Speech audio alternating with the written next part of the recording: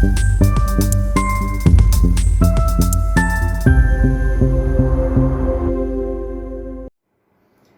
بات آپ کے لیے تھوڑی ہے، لیکن ٹانگ اڑانے میں کوئی کسر نہیں چھوڑی ہے۔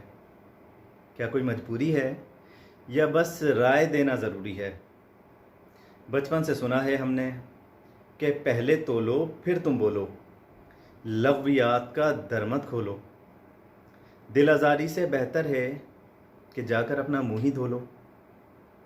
ضد، غیبت اور جتنی لڑائی فضا میں پھینک رہے ہیں ہم، صورت کی سازش نہیں ہے، خود زمیں کو سیک رہے ہیں ہم۔ قابو کرو جذبات کو، جانے بھی دو کسی بات کو۔ دن برا جو گزرا ہو، سو جاؤ جلدی رات کو۔